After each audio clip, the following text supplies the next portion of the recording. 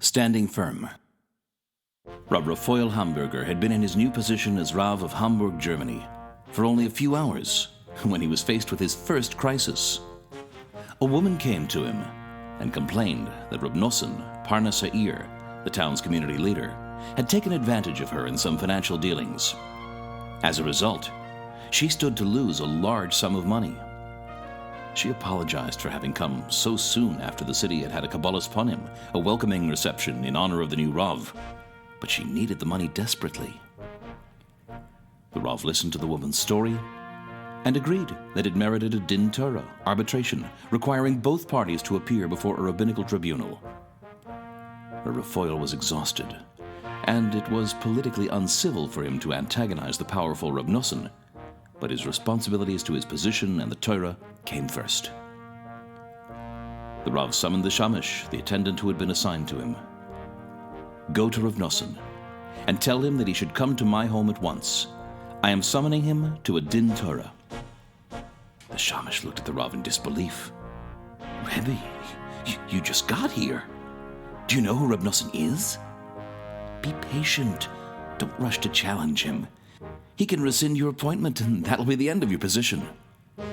"Please do as I say," said Reb Raphael. "Go to Reb Nosson and tell him to come."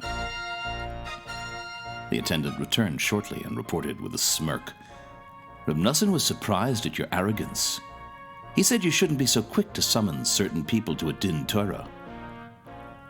"Go back and tell him that I demand that he come immediately," said the Rav. "The woman here has a right to a din Torah, and I, as the Rav, have the authority to demand Reb Nosson's presence here." "I can't believe you want to jeopardize your job, which is hardly a day old," said the Shamash. "Reb Nosson will surely get rid of you." "I am not afraid of him. Go and tell him that he has to come here," commanded Reb Raphael. Once again the Shamash went, and after a while came back to report to the Rav. "Reb Nosson says you might as well leave Hamburg. He is so angry with you that he'll call a meeting tomorrow and send you packing. He refuses to come see you today." The Rav was adamant. "Tell him that if he does not come at once, I'll decree that he is to be in cherem, in a state of excommunication from the entire Jewish community. I'll be waiting for him right here." In a short while, the Shamash, the Parnas Ha'ir, and the woman all came into the Rav's home, with broad smiles on their faces, and exclaimed, "Mazel tov, Mazel tov, you are now officially the Rav of Hamburg." "What are you all talking about?" stammered the surprised Rav. "This was only a test," said the Shamash. "You're new here, and we weren't sure how you'd stand up to pressure. There's no din Torah. The whole thing was only a fabrication."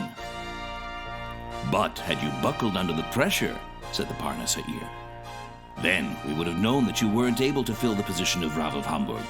You've proven yourself. Mazel tov."